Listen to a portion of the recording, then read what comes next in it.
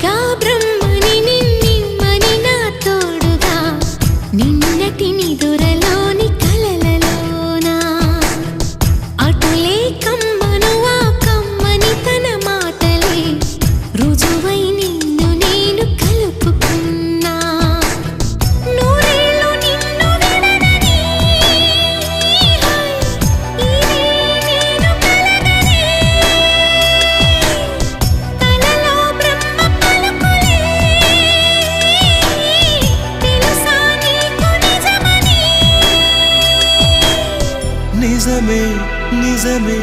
నా కూడా తెలుసులే